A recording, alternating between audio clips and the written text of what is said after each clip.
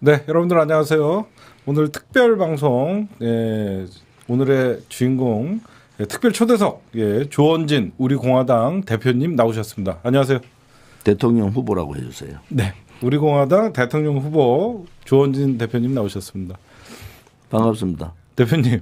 제가 이런 방송에도 나오고. 네, 여기 세상이 바뀌었네요. 좌우 합작 방송입니다.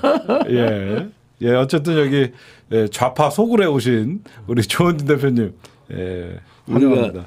조국 수호팀하고 조국 구속팀이잖아요. 네, 제가 여러분들에게 좀 말씀드리면 서초동에서 집회를 할 때 뭐죠? 그 다리 이름이 뭐더라?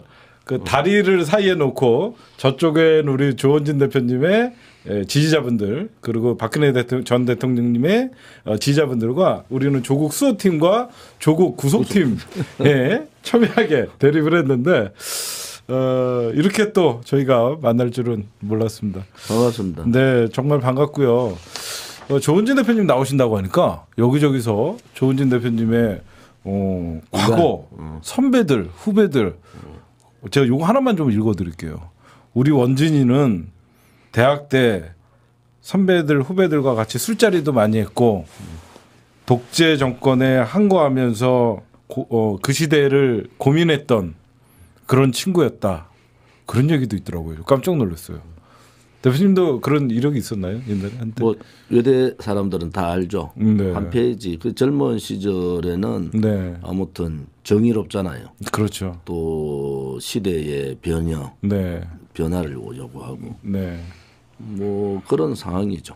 네. 그래서 그 후배들이나 선배들이 저를 잘 알죠. 저 사람은 굉장히 자기 소신이 강하다. 그러고 리더십이 있었다는 얘기들이 많더라고요. 그때 전국 조직을 제가 했는데 그 예비역 청년 학생회비회라고 만들었죠 제가. 아 그때부터 뭐 이렇게 만들어갖고 리더십이 좀 있으셨네요. 예. 어쨌든 대표님 여기 채팅창이 너무 빨리 지금 올라가고 있는데 많은 분들이 보수의 품격. 근데 저는 딴 건 없습니다. 우리 조원진 대표님 하면 기억나는 게 처음에는 무슨 저런 정당을 만들어 갖고 왜 이렇게 광화문에서 세상 시끄럽게 만드나 그런 생각을 했는데 나중에는 보니까 벌써 그 정당이 얼마나 되셨죠? 제3정당이죠. 우리가 45만. 그다음에 당비를 내는 책임당원이 6만. 와. 그러니까 이제 더불어민주당, 국민의힘 다음에 우리가 제일 크죠. 아, 당비내는 6만. 진성당원이라고 옛날에는 했는데 그 6만 명. 우리는 책임당원이라고 하는데 정의당에 이제 지금 통계 나온 게 작년 봄 통계인데 정의당이 6배, 국민의당에 20배. 그런데 토론 안 붙여주잖아요. 여론조사에도 안 넣고. 뭐 좌파는 좌파대로 내가 믿겠지. 그렇죠. 오른쪽 우파 조중동도 조원진이 크는 거 싫어하지. 그렇죠. 왜 윤석열을 확실하게 잡을 사람이 내다. 뭐 토론을 하든 뭐 유세를 하든. 그래서 우리가 야권 통합, 야권 단일 후보를 하지 않으면은 이번 선거는 진다. 그래서 이제 이 지지율 망상에 허상에 이제 국민의힘이나 윤석열 팀들이 젖어 있던데 우리가 보는 조사로는 다르거든요. 그래서 우리가 그 권영세 본부장한테 공문으로 야권 후보 단일화 논의하자 이렇게 했는데 윤석열 쪽에서 거부했어요. 뭐 답이 없다는 게 거부 아니겠어요? 그래서 저들은 뭐 우리 공화당하고 하면은 중도표가 빠진다. 중도표가 빠지는 너무 극우 쪽에 있다라고 하면서 우리가 극우가 아니고 그쪽에서 생각할 때는 우리는 아무튼 그 자유파 보수 정당으로 보면 딱 중간에 있어요. 75%. 쟤들이 자꾸 좌로 갔지. 뭐 때만 되면은 선거철만 되면은 뭐 보수를 버리고 중도 잡으러 간다고 좌로 자꾸 가더라고. 그러다 보니까 지금은 국민의힘이 보수 정당이 아니고 좌파 중도 정당 비슷하게 됐어요. 그럼 더불어민주당은 좌파 중도보다 약간 왼쪽이야. 아니 오히려 오른쪽으로 가고 선거 때 되면. 그리고 둘이가 이제 비슷해졌다고. 그러니까 이제 정의당이 왼쪽에 중간에 있다 그러면 우리 공화당이 오른쪽에 중간에 있는데 우리 공화당이 전체 당원수로 3이라는 걸 잘 모르더라고요. 그리고 우리가 지금 창당한 지가 4년 5년째 돼 가잖아요. 2017년 8월 30일 날 창당했으니까 5년째 더 하는데 뭐 저도 창당 대표인데 월급을 한 푼도 안 받아요. 5년 동안. 그러니까 자원봉사 우리 공화당 전체 당원들이 자원봉사 체제가 돼가 있어서 네네. 당원분들이 저렇게 고생하는데 또 이번에 그것도 길거리에서 지금 태극기 집회가 몇 차죠? 내일이 224차. 국민의힘이 그것도 황교안 그 대표 때 네네. 그 광화문에 한 번 집회인가 2번 했잖아요. 예. 그 얼마 들었나 그래도 2억 5천 들었대. 예, 원래 그 정도 나와요. 우리 얼마 들었냐 그랬더니 600만 원 들었다. 600만 원. 예. 그런 이제 차이가 있는 거죠. 우리는 다 자발적이고 경남에서부터 제주도에서 다 자기 돈으로 차비 내고 그래 올라오는 분들이라서 다르죠. 거기는 좌파 왼쪽은 뭐 운동 계열도 있지만은 운동권 계열도 있지만은 이념적으로 정당들이 여러 가지 생길 수밖에 없고. 근데 오른쪽은 민초정당이라고는 우리 공화당이 처음으로 생긴 거예요. 스스로 모여가지고 우리 공화당 이제 자생. 처음으로 이제 만들어주고 자립까지는 했어요. 45만 당원이. 벌써 4년이 넘었으니까 어느 정도 이제는 한 달에 우리가 지금 월급 주는 직원만 한 20명이 넘어요. 그러다가 웬만한 중소기업이네요. 영등포에서 3, 4, 5층을 쓰잖아요. 아, 영등포에 당사도 있어요. 당사 3, 4, 5층을 쓰고. 그러니까 뭐 매주 집회하지. 또 박근혜 대통령 나오실 때 사면 복권대가 나오시는데 그날 엄청나게 왔더라고. 밤 12시에. 그러고 제가 옛날에 그 좌파들 잘하잖아요. 뭐 화환 갖다 놓고 이런 거. 그 우리는 삼성병원에 화환 산성을 이루자. 제가 말 한마디 하고 한번 올렸거든. 그게 다 조원진 대표님 작품이셨군요. 화환이 3,000개 돌았어요. 화환 계산해 보세요. 화환이 3,000개. 저희 그것 때문에 스트레스 받았어요. 좌파들이 놀랬지. 우리 공화당 더 키우면 안 되겠다. 어쨌든 그 우리 조원진 대표님 같은 경우에는 참 저희랑 정치적으로는 좀 이념이나 어떤 생각이 좀 다를 수 있겠지만 제가 딴 건 없습니다. 유일하게 박근혜 전 대통령님을 끝까지 옆에서 변치 않고 지켰던 사나이가 뭐 또 경상도 사나이가 의리가 있어야지. 그러니까 아까도 말씀했지만 원래 보수는 여기였는데 얘네들이 선거 때만 되면 이쪽으로 자꾸 가니까 우리가 자꾸 극우라고 표현을 했다. 그 말이 맞는 것 같아요. 그런데 우리는 뭐 헌법적 가치를 지키는 정당, 그게 이제 자유민주주의 체제, 자유시장 경제, 또 대한민국의 위대한 역사, 뭐 이런 걸 지키잖아요. 그런데 뭐 이승만 대통령, 건국 대통령의 자유정신, 박정희 대통령의 부강병. 정신에다가 박근혜 대통령은 애민정신 특히 자유통일을 갈망했던 분이라서 세 분 대통령의 자유정신, 애국정신, 애민정신 이거를 우리가 받드는 정당이라서 아마 앞으로 굉장히 커질 거예요. 왜냐하면은 매주 우리가 입당 현황을 발표를 해요. 공개적으로 매주. 그래서 우리 참 투명한 정당으로 지금 4년 자리 잡았네요. 모든 이제 자금 문제는 선관위에다가 보고를 하게 돼 있고 우리 공화당 소속의 버스가 14세대예요. 자체가 보유하고 있는 버스? 갖고 있는 버스. 그다음에 차량이 한 20대. 그 정도로 이제 큰 정당이 됐는데 언론만 안 실어주지 뭐. 언론 실어주면은 내가 얘기하잖아. 윤석열하고 한 판만 붙더라. 안 그러면 이재명 후보나 윤석열 후보가 나는 이재명 후보가 좀 오늘 시사타파 같이 조 선배 한 붙읍시다. 그러면 뭐 내가 그 행안위 간사하고 이럴 때 경기도 국정감사도 했잖아요. 그래서 원고 없이 미국 대통령 선거하듯이 둘이서 가지고 스탠딩 둘이서 한 3시간만 할 얘기 다 해보자. 요즘 뭐 방송에서 안 실어주면 유튜브를 부르면 되잖아요. 시사타파도 오고 뭐 우리 공화당 TV도 오고 해서 한 붙으면은 괜찮은 그림이 난 솔직하게 국민들한테 대한민국 현 상황 또 앞으로 대한민국이 가야 될 길 또 우리가 가져가야 될 가치 뭐 이런 부분에 대해서 좀 얘기를 해야 되잖아요. 이게 이제 공개 토론을 4명이서 하면은 발언할 수 있는 게 5분 10분 이래 발언하니까 다 할 수 없으니까 이재명이 누군가 혹은 윤석열이 누군가 그리고 조원진은 누군가 조원진하고 맞짱 토론을 하며 보면은 세상 사람들 국민들 시원할 거예요.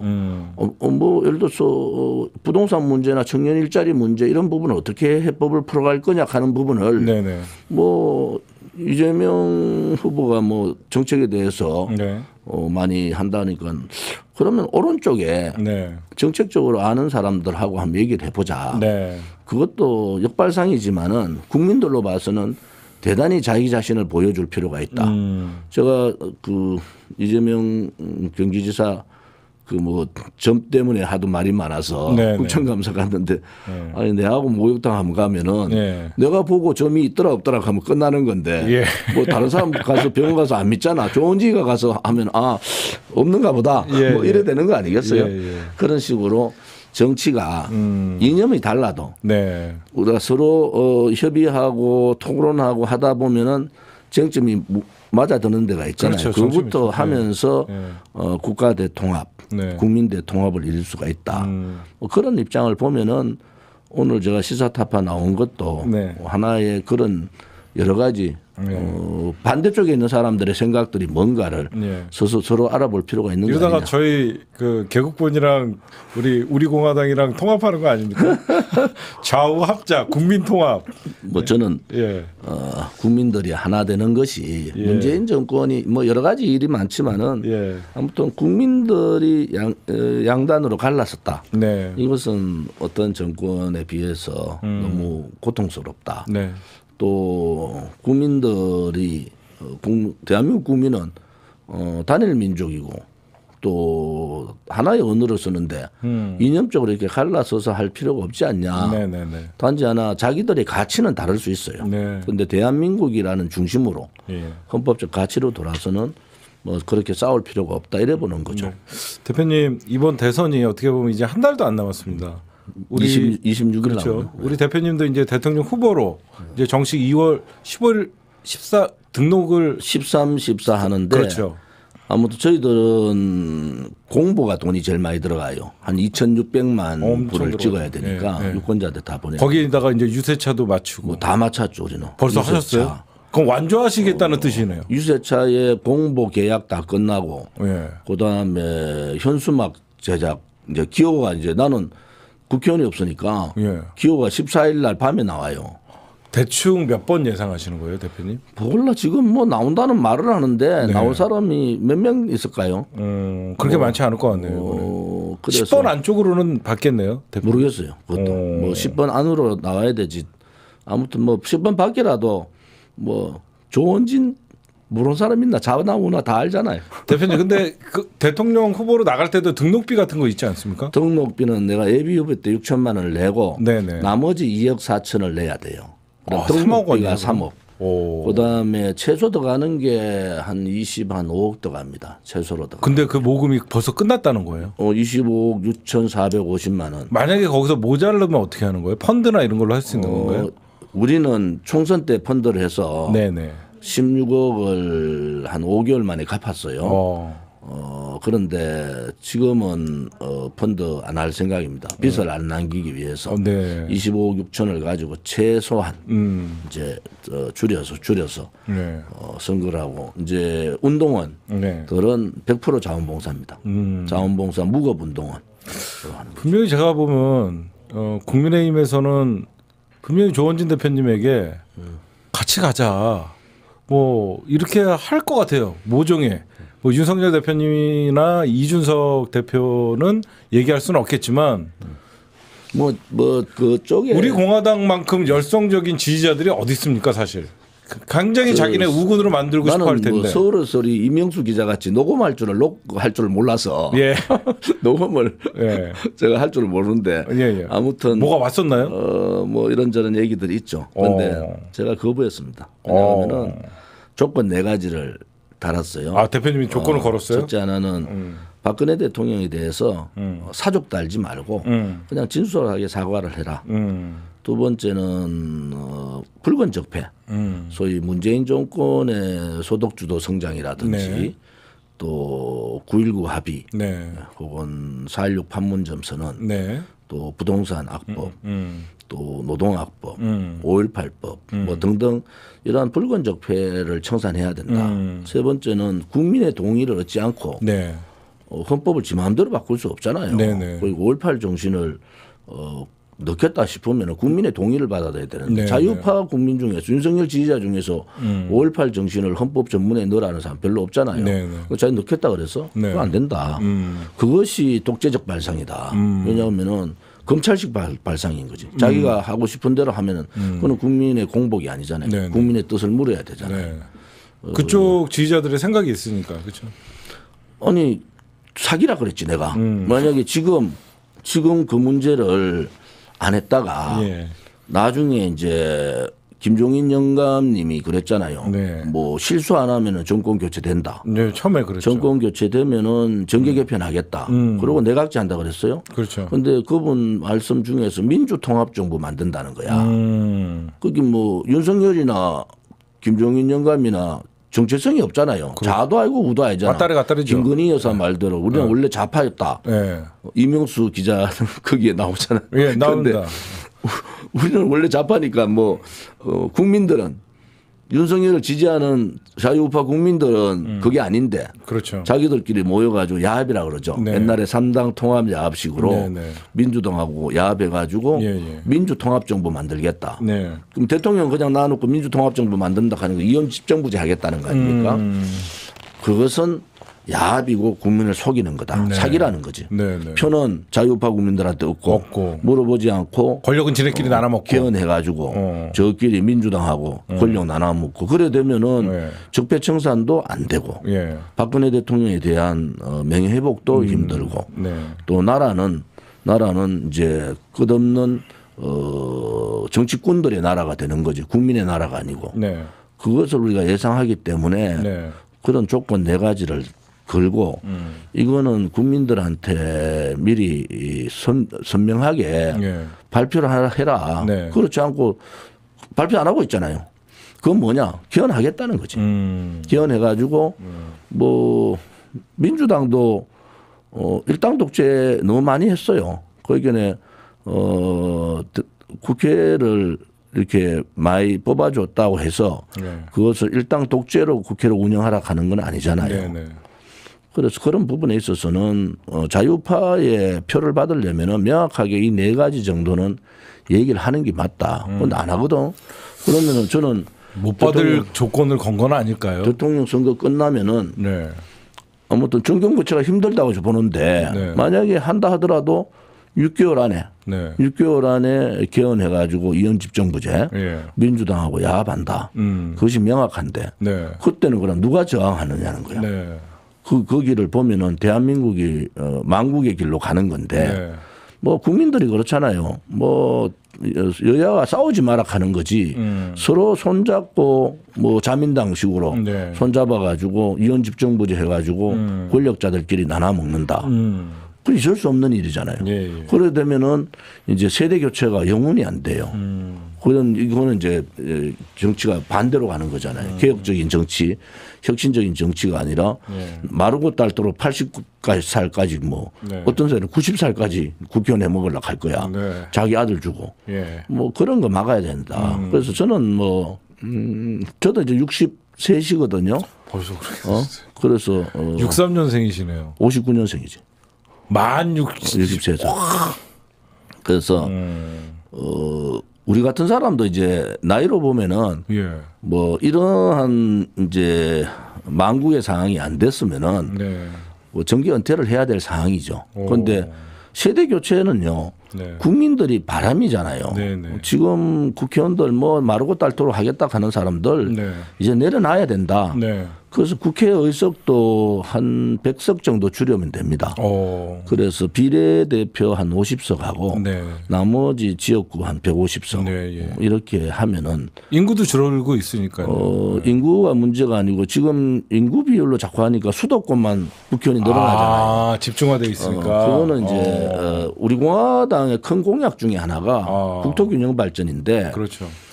서울은 사람이 많아서 망하게 생겼잖아요. 부동산 문제, 뭐 맞습니다. 전월세 문제, 환경 문제, 교육 문제 모든 것이 수도권에 집중된 나라. 네. 전 세계 대한민국이 제일 심하거든요. 네. 그리고 지방의 사람은 사람인데 사람이 잘 살 수 있도록 해줘야 되는데 그렇죠. 이게 수도권 중심주의 예. 특히 이재명 지사 경기지사였잖아요. 예. 윤석열 수도권에만 살잖아요. 예. 그러면 수도권 중심주의에 빠져 있다. 예. 그래서 이제 저는 혁명적으로 그 지방과 상생할 수 있는 가치 철학을 좀 가져가자. 지방 경제들 독립을 시켜주려면은 예. 연간 한 국세 지방세 비율이 지금 7대 3인데 6대 4 정도만 해주면은 지방이 숨통이 트거든요. 그게 45조에서 50조 더 갑니다. 그게 어려운 문제가 아니에요. 그러니까 지방 경제 독립을 시켜주고 뭐 예를 들어서 대구에서 태어나든 광주에서 태어나는 게 죄입니까? 네. 대구에서 태어나든 광주에서 태어나도 네. 거기서 태어나서 학교 다니고 졸업하고 직장 가지고 결혼하고 죽을 때까지 거기에 살 수 있도록 해주는 게 이 좁은 땅에 네. 그걸 왜 못하냐는 거야. 그래서 저는 노무현 대통령의 그 지방에 대한 분권, 네. 독립, 예. 자치 예. 그리고 이제 공공기관, 공기업 이전 이 부분은 굉장히 잘하신 거거든요. 네. 그런데 노무현 대통령이 그거를 하다가 중간에 못했어요. 네. 그런데 이제는 지도자가 지방에도 사람이 잘 살 수 있는 나라를 만들자. 예, 예. 그런 가치가 있어야 되잖아요. 예. 그런데 지방 분권, 지방 국민들이 얼마나 힘들다는 걸 잘 몰라요. 네네. 정치인들은 왜 수도권에 매몰되니까. 네. 그래서 내가 대통령이 된다면은 국민들을 설득해야 됩니다. 네네. 이제 수도권은 사람이 많아서 망하는 나라가 되니까 서울대학교도 지방 이전하자. 그래서 지방을 살릴 수 있는 부분에 네. 5년 동안만 개혁적으로 예. 가면은 예. 저는 지방도 잘 살 수 있다. 네. 라는 예. 직접적인 투자들을 많이 넣어주면 되거든요. 경제적인 독립시키고 그것을 제가 굉장히 큰 공약으로 지금 가고 있죠. 대표님 얘기 자꾸 듣다 보니까요 빠져들어서 저도 잘못하다가 내년에는 태극기 들 것 같아요. 투표장 가서 조원진 찍으면 됩니다. 예. 아무도 모르잖아. 근데 대표님 그러면 이미 자동차나 이런 그 선거 유세차 이런 다 다 계약을 끝냈죠. 했다 그러면 완주하죠. 당 지지자들이 우리 공화당은 내가 완주 안 하면은 닌자 대표가 누락하고 쫓아보낼 걸. 그럼 완주는 지금 그러면 지금 분명히 여태까지 제가 조은진 의원님에게 말씀드리고 싶었던 게 그동안 4년 6개월 버티시면서 5년 가까이 되죠. 거의 5년 가까이 국민의힘에서 선거철마다 합당하자는 제의도 들어왔을 테고 때로는 원래 우리 의원님이 국회의원 출신이잖아요. 3선했지. 3선 중진급인데 사실상 국회의원 한 자리 보장받고 들어오실 수도 있었을 거예요. 그거는 아니 그런 삶의 길이 아니지. 그러니까 분명히 저쪽에서도 어떤 제의가 왔을 테고 그럼에도 불구하고 어떻게 보면 신생 정당 어떻게 될지도 모르는 대한애국당으로 시작하셨죠. 대한애국당. 애국당으로 시작해갖고 우리 공화당으로 지금 변경을 하면서까지 4년 6개월을 버티시고 오셨는데 지금 현재 국민의 이번 대선이 참 의미가 있고 중요한 대선이 그죠. 여야 할 것 없이요. 우리 조은진 대표님에게 이번 대선은 어떤 의미가 있고 그다음에 현재 국민의힘을 보면 밖에서 보면 그래도 어떻게 보면 옛날 친정이잖아요. 이준석 대표의 어떤 젊은 대표가 들어왔는데 그 어떤 얼마 전에 막 가출하고 어떤 이런 이준석은 행위를 보면 제가 보면 조원진 대표님 있었으면 혼났을 것 같은데 그럼에도 중진들이 가만히 있고 이런 모습을 보면 어떠세요? 밖에서 보시면. 용기가 없지. 왜냐하면은 용기가 없다는 게 무슨 말이에요? 제1야당이잖아요. 그렇죠. 그러면 문재인 정권이 그동안에 네. 악법, 악행, 악섭 우리가 볼 때 네. 뭐 좌파들이 볼 때는 다르지만 그렇죠. 네. 그런 걸 할 때는 저항을 해야 되잖아요. 네, 네. 투쟁. 일명. 소득주도 성장, 뭐 신케인즈 이론, 네, 네. 유시민 씨 뭐 신케인즈 이론이 뭐 대한민국이 제일 좋다고 하다가 박살났잖아요. 네, 네. 그리고 사라져 버렸잖아. 네. 그런데 안 맞는 옷을 들고 돌아왔잖아요. 네. 그럼 저항을 해야지. 예. 또 윤석열 후보가 이번에 노동이사제 하겠다. 네. 국회의원들이 노동이사제 하면 안 된다는 건 재선 이상 다 알아요. 우리가 노동이사제 하면 안 된다고 엄청나게 투쟁을 했거든. 네, 네. 그것은 이제 노조가 예. 특히 민주노총 같은 데가 기업의 정보, 그렇죠. 인사, 예. 투자 이런 거를 다 알게 되잖아요. 뭐 이상한 사람도 가면서. 그래서 그런 부분을 윤석열이가 툭 던져가지고 통과시켰잖아요. 그런데 그런 걸 저항 못하는 거야. 네. 또 촛불 그 당시에 하루에 뭐 한 사람이 1,000명씩 막 문자 들어오고 이랬다고. 그거 벌벌벌 떨더라고. 그 나는 내가 나올 때 한 10명은 나올 줄 알았어. 아, 그런데 대표님 따라서 이 사람들이 뭐 내려놓을 게 너무 많은가 봐. 내가 전화하면은 뭐 아이고 뭐 저 선배님 저는 뭐 용기가 없어서 선배님을 존경합니다만은 그랬어 내가. 그럼 국회의원을 하지 마라. 국회의원까지 하면서 뭘 쳐다보고 무슨 영화를 누리겠다고 좌파들한테 굴종하고 용기 없이 비굴하게 도망다니고. 그러면 국회의원 안 하고 집에서 혼자 살면 되잖아요. 그 사람들 보니까 돈도 많더만어. 뭐 나는 이번에 보니까 5억이 안 되더라고. 그런데 신고하려고 봤더니 우리 후원금이 한 16억이 12월 말에 돌아 있었거든. 당 재산. 아니 제 후보 후원금이. 그게 내 이름으로 돼 있으니까 그게 재산에 들어가더라고. 그러니까 통장 잔고에 금융 자산으로 잡히니까. 그러니까 신고하는데 20억이 나가. 내가 깜짝 놀랐어. 야 이거 20억이 뭐냐 했더니 그거 후원금 16억 포함해서 나는 그러면 4억밖에 없네. 그 정도로 뭐 돈이 없는데 하나는. 정치하는 사람들은 신뢰가 있어야 되잖아요. 한 번 배신한 놈은 또 배신한다고. 그래서 누가 알아주든 안 알아주든 나는 내 길을 가야 된다. 박근혜 대통령의 탄핵은 절차 과정 법적으로 잘못됐다. 그래서 탄핵 무효를 외치고 명예회복을 외치고 무죄 석방을 외치고 한 거 아니겠어요. 그런데 박근혜 대통령한테 뭐 잘 보이려고 난리하던 그런 친박 좌장들이 다 없어지니까. 진짜 질문. 내가 좌장돼 붙다니까. 여태까지 어떻게 보면 조원진 대표님은 친박은 친박이었지만 좌장은 아니었어요. 제가 알기론. 대표적인 사람이 윤상현. 박근혜에게 누나라고 불렀던. 그다음에 정무수석까지 했던 김재원. 이런 분들을 보면 어때요? 그러니까 우리 실사탄파가 빠르긴 빠르다. 그런 사람들 다 아니까. 그 내가 뭐 개인적으로 평가하긴 그런데 아무튼 옳지 않습니다. 그래도 박근혜 대통령 때 녹을 먹었다든지 장차관을 하든 또 청와대에 수석을 했던 혹은 국회의원이 누가 보더라도 저 사람은 박근혜 쪽에서 굉장히 그 힘을 쓰던 사람이다. 이런 사람들이 나와야지. 그렇지 않고 다 도망가고 저 혼자 있으니까 제가 지금 친박에 대장도 하고 좌장도 하고 다 하는 거야. 그러니까 사람은 저는 진짜 이해가 안 가는 게 친박의 좌장이었던 사람들이 어떻게 윤석열을 도울 수가 있냐고요. 왜 그러냐면 윤석열은 박근혜 대통령을 실질적으로 수사하고 구속시킨 사람인데 적어도 친박의 좌장들은 우리 공화당에 가 있어서 박근혜 대통령 명예회복이나 탄핵 무효 투쟁을 해야 되는 게 옳지 않았냐. 내려놓을 게 많고 정치에 너무 이렇게 매달려서 그래요.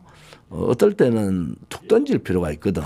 저 지금 대표님 삼성까지 하셨잖아요. 그 도대체 그 배지의 맛이 뭐길래. 그러니까. 저는 그게 어떻게 그걸 버리셨고 그 사람들은 왜 못 버린다고 생각하세요? 김재원이는 분명히 친박의 좌장이었어요. 근데 국회의원 자리 하나 얻으려고 윤석열 쪽에 갔다가 이번에 공천 신청했다가 까였거든요. 망신당했지. 진짜 개망신이거든요. 그래갖고 이번에 설에 음복만 했다고 제가 방송에서 봤는데 왜 못 넣는 거라고 생각하세요? 의원님은 어떻게 놓으셨고 배지를? 저는 박근혜 대통령의 탄핵이 불이라고 본 거예요. 권력 찬탈이다. 뭐 듣기 좀 그렇지만은 촛불은 아니 편하게 말씀하셔도 괜찮아요. 혁명이 아니라 촛불은 쿠데타다. 아무튼 국민들이 여러 가지 언론 방송에 속은 점도 많다. 뭐 이런 입장인데 아무튼 거기에 같이 동조를 했던 사람들이 자기 생각을 너무 많이 한 거야. 그러면은 그냥 필부로 살면 돼요. 국회의원 안 하면 되잖아요. 그렇죠. 그런 책임감이 있는 사람들이 좀 필요하다. 그런데 그렇지 못하잖아요. 그러니까 사람들이 그 사람들 보고 존경의 마음이 생기겠습니까? 저기 뭐 어제까지만 해도 박근혜 대통령한테 눈이 간닥하고 뭐 하다가 갑자기 뭐 박근혜 대통령 얘기를 뭐 이제 탄핵의 강을 건너자고 제일 앞장서고 말이야. 윤상현. 그러고 뭐 윤석열이 지지를 하는데 다 들어가 있어. 그러니까 기가 막혔겠네요. 역시 한 번 배신한 놈은 또 배신한다. 그 우리 선배들의 말이 하나도 틀린 게 없어. 예. 윤석열도 배신했잖아. 그렇죠. 배신의 아이콘들이야. 그러니까 배신의 아이콘이 다 거기 모여 있는 거예요. 후보를 하니까 예. 배신의 놈들이 그 들어가도 예. 저거가 다 우리말로 좀 이상한 사람들이잖아. 그렇죠. 자기들이 이상한 사람이니까 이상한 사람들끼리 모이니까 자기들이 이상하다고 생각 안 하는 예. 거지. 예. 근데 세상 사는 그래 살면 안 되잖아요. 쪽팔리잖아. 제 말은 그 말이에요. 그래서 제가 아까 우리 대표님 오셨을 때도 이분은 진짜 의리 하나는 있다. 우리가 문재인 대통령을 좋아하듯이 우리 조원진 대표님도 박근혜 전 대통령은 주군이잖아요. 어떻게 보면 그 녹을 먹었고 같이 국회의원 하면서 그 정당에서 같이 정치를 했던 분들이잖아요. 저는 아무튼 박근혜 대통령이 대통령 되시기 전에 네. 이제 마지막 10월 26일 박정희 대통령 네. 그 추모장에서 네. 국립묘지에서 네. 네. 그때 한 몇만 명 왔잖아요. 네. 국회의원들 막 그때 앉을 자리가 없었어 국회의원. 그래가지고 탄핵 정국 딱 들어가니까 그 8월 15일 유경수 여사님 추모제나 박정희 대통령 각하의 그 추모제에 국회의원을 찾아볼 수가 없더라고. 내가 혼자 딱 앉아 있더라고. 그래서 내가 탄핵 전에는 물밀듯이 자리가 그러니까. 없었는데 그래서 내가 탄핵하고 나니까 10월 26일 날 다 이제 한 몇만 명 인사를 다 하고 제가 항상 그 추모식에는 대통령 옆에 항상 섭니다. 왜냐하면 네네. 대구 경북에서 많이 올라오시고 그렇죠. 또 제가 옆에서 안내를 하고 이랬는데 다 내려오면서 이제 가시고 내려오면서 제가 그랬어요. 대통령 되시는데 대통령 되시면은 이 날짜를 못 지키실 겁니다. 네. 나오실 때까지 제가 아무튼 끝까지 대신 모시겠다 예. 이 말씀을 드렸는데 지금도 그래 하고 있죠. 그리고 4년 대통령이 4년 9개월 감옥에 계실 때도 한 번도 빠지지 않고 예. 사람이 적으면은 예. 또 여러 가지 그럴 것 같아서 대통령이 얼마나 마음이 편찮으실까 네. 이래서 많은 우리 공화당 많은 분들이 예. 그 자리를 꽉 메웠어요. 그래서 뭐 그 정도로는 또 박정희 대통령이나 유경수 여사님한테 하는 것이 네. 맞지 않냐 그런 생각을 가지고 있는 거죠. 네. 대표님, 아까 제 질문은 이준석 대표 그런 태도를 어떻게 보면 저는 여태까지 국민의힘에서 도저히 볼 수 없는 지금 현상들이 벌어진다고 생각하는데 한 말씀 이준석에 대해서 어떻게 생각하세요? 이준석은 자기 머리에 맞지 않는 모자를 쓴 거잖아요. 그러면은 더 겸손해야 되고 또 선배들 얘기들 좀 듣고 네. 자기 아이디어는 당대표는 할 일이 많다고요. 그렇죠. 아이디어는 당을 쇄신하고 변화의 바람을 일으켜야 네. 되는데 뭐 그 변화의 바람보다는 본인이 오히려 더 구시대적 행태를 하니까 네. 얼굴은 젊은 사람인데 생각은 완전히 영감이야. 그래서 내가 이준석 될 때 예. 이준석 때문에 이번에 대통령 선거 끝났다 그랬어요. 벌써 예측을 했거든. 대표님은 왜냐하면 뭐 경험이 없다는 이런 차원보다는 네. 돌출적이라고. 좀 싸가지가 없는 것 같은데 어떻게 보세요? 저희가 봐도 싸가지 없는 거 맞지. 싸가지 없는 거 맞지. 내가 친구들 많잖아요 국회에. 그렇죠. 아직도 동료들 뭐 있죠. 오선들도 있고 뭐 예. 의원들 만나서 얘기 들으면 말을 안 듣는데 말하면 딴짓하고 있대. 그래도 선배들인데. 윤석열도 뭐 가서 만난 사람들이 한창 얘기하는데 딴짓하고 있다. 걔하고 논다 하더라고. 그래서 그런 사람들의 특징이 뭐냐? 자기 이기주의가 강하다는 거야. 자기 중심으로 사고하는 거예요. 이번에 뭐 지가 제일 옳다. 적폐청산하자고 한마디 했잖아요. 네네. 하니까 뭐 청와대도 저렇게 바로락 할 필요가 없어요. 네네. 뭐 죄가 없으면 되는 거잖아요.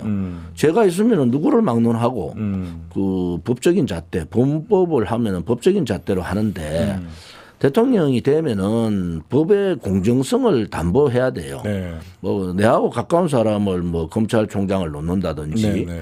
중수부장을 놓는다든지 이건 서울검사장을 놓는다. 그건 안 된다. 네, 네. 그러니까 적폐청산을 하더라도 공정성이 담보돼야 되잖아요. 네, 네. 박근혜 대통령 때 윤석열이 보수 개멸을 해버린 거 아닙니까? 네, 네. 우리 표현으로 하면 윤석열이 망나니 칼춤을 친 거예요. 그렇죠. 그러고 뭐 김의겸이 만나서 뭐 이런저런 얘기하고 또 삼성의 이재용 회장 구속될 때 삼성 그 구속팀들하고 뭐 박수치고 난리 났다는 거 아닙니까? 그런 사람이 지금 보수의 후보가 돼가 있어. 기가 막히죠 지금. 네. 그래서 내가 그 얘기했어요. 이재명은 제가 상식으로 봐도 이재명은 아웃이라. 까도 끝이 없어요. 네. 뭐 언제까지 사과할 거냐. 네, 네. 그래서 더불어민주당이나 국민의힘 후보 잘못 뽑았다. 옛날에 대통령 선거 때는 이랬잖아요. 사람이 살다 보면은 삶을 살다 보면 잘못 없는 게 어딨냐. 네, 네. 그러니까 최선은 아니라도 자선은 뽑자. 네. 뭐 이거 아니겠어요? 예. 이놈의 양당이 말이죠. 최악의 후보를 뽑아놓고 예. 거기로 모으는 거야 지금. 윤석열 안 찍어주면 새빨간 이재명 되니까 나라 망한다. 또 뭐 이재명 안 찍어주면 도리도리 저거 뭐 국가 운영이 되겠나. 도리도리. 이래서 도리도리 윤석열. 이래서 예. 야, 이 뭐 양당이 해도 너무한다. 예. 국민은 엄청나게 다양해지고 국민의 수준이 높은데 그럼 우리 공화당에 조원진 대표님밖에 없네요. 지금. 나를 찍으면 되지. 왜냐하면은 예. 국민들이요. 지금 밑바닥 정서 제가 한 7개월 전부터 79군데의 전통시장을 다녔어요. 네, 예. 자갈치 시장도 가고 광장시장도 가고 전국을 다 다녔는데 네. 밑바닥 정서는 굉장히 다릅니다. 이 정치꾼들 특히 이제 코로나 뭐 대응 네. 또 하나는 소득주도 성장의 대표적인 최저임금의 급속한 상승 그다음에 52시간 근로제 막 이런 부분들이 굉장히 서민들을 쪼아요. 네. 그런데 이 자영업자라는 게 다 중산층이라고요. 네. 그럼 우리나라의 중산층의 단지 모양이 돼야지 건전한 나라가 되잖아요. 그렇죠. 그런데 이게 중산층이 지금 붕괴가 이제 되고 있죠. 붕괴되고 있다. 그러면 중산층이 붕괴되면은 가정이 무너져요. 왜냐하면은 자영업자들이 자기 돈만 가지고 하는 사람이 없잖아요. 은행 대출 받잖아요. 그러면 문을 닫고 싶어도 은행에서 바로 차압 들어온다고요. 그 문을 닫으면 바로 상환 하락하는데 예, 예. 상환 못하면 바로 차압 들어오죠. 그렇죠. 그러면 가정 파괴된다고. 그럼 중산층이 사회 파괴까지 가는 거예요. 그렇죠. 중산층이 무너지면. 그래서 어느 나라든지 중산층을 튼튼히 해야 되는데 네, 네. 문재인 정권이 가장 잘못한 것이 중산층이 붕괴가 오는 거예요. 그래서 우리가 7개월 전에 K방역을 자랑할 게 아니고 네. 아무튼 위드 코로나로 가자. 위드 코로나로. 위드 코로나를 가야 위드 코로나로 먼저 가자고 7개월에. 그럼 문화일보에 양면에 대대적인 광고를 냈어요. 네, 위드 네. 코로나 가지 않으면은 예, 예. 지금 방송 언론에 나오지 않지만은 자영업자들 가족 집단 자살이 되게 많습니다. 그런 상황에서는 네. 국가가 어느 것이 가야 될 길인가 판단을 빨리 해줘야 돼요. 지금도 뭐 인원 제한하고 다른 나라에서는 지금 오미크론 때문에 다 풀자. 그리고 마스크도 벗고 하자. 왜냐하면 이게 우세종이 그 말은 정말 저도 우세종이 되면서 이제는 치사율이 낮아지고 예성이 되고 지금 이제 2차까지 맞은 분들이 80%가 넘었잖아요. 네. 그러면은 치사율도 낮고 이제는 독감식으로 그렇죠. 갈 수밖에 없는데 더 쪼고 있다고요? 네. 이거는 대단히 잘못됐다. 오늘도 자영업자분들 제가 시장을 많이 다녀보면 다 그 얘기예요. 예, 예. 너무 힘들다. 네. 그래서 한 사람 쓰던 사람도 못 쓰는 상태가 예, 됐다. 예, 예. 그래서 우리가 7개월 전에 사실은 위드 코로나를 했어야 돼요. 그러고 국민들을 쓸 때 우리나라 국민들은요. 혼자 산에 가는데도 마스크 끼고 가더라고. 혼자 그 정도로 국가 정책에 잘 따르잖아요. 그렇죠. 혼자 그 공기 좋은 데 가는데도 그 마스크 끼고 와. 그래서 내가 야 이렇게 착한 국민이 어딨나. 예. 그러면은 마스크는 우리가 필수적으로 끼더라도 사람 모이는 숫자라든지 시간이라든지 이런 건 다 통제를 푸는 게 맞다. 네. 이제 우리가 무슨 말 했는지 이제 알더라고. 대표님 여기 채팅창을 좀 보다 보니까요. 대표님 인기가 갑자기 올라가시는 것 같아요. 듣다 보니까 우리가 너무 잘못 생각하고 조은진 대표님 대화가 되시는 분이다라는 글들이 많은데 착한 사람이지. 대표님 제가 궁금한 게 있어요. 지금 우리 공화당 46만 당원이 있고 회비 내는 당원이 6만인데 이 가운데서도 좀 갈라지지 않습니까? 그래도 윤석열이 정말 비토하는 세력들이 있고 비토하는 당원들이 있고 그래도 민주당에게는 투표 못하겠다라고 하면서 투표를 포기하는 사람도 있고 비율이 어느 정도 돼요? 무조건 우리 공화당은 아니 제 말은 무조건 다 100% 나는 그 46만에서 조원진 찍겠다. 저는 뭐 한 진성당원 책임당원은 거의 100%고 6만 명은 당연히 100%고 그다음에 45만 중에서 한 80%? 80%는 조원진 대표님 찍겠다. 그래 될 겁니다. 그래서 그럼 어마어마한 대선에 거의 캐스팅 보트 역할인데. 거예요. 지금 한 100만 하면은 3.5% 되잖아요. 예. 뭐 그거는 넘을 겁니다. 그래서 우리 공화당 중심의 정권 교체라는 표현을 쓰잖아요. 그래서 제 여의도 연구원 쪽에서 들리는 얘기는 예. 의외로 언론에 나오는 지지율하고는 다르다. 뭐 이런 얘기들이 저희들한테 들어오더라고요. 그래서 지역 단위 보면 알아요. 제가 전국을 79군데 시장을 갔으면은 그렇죠. 민심은 대강 듣고 있잖아요.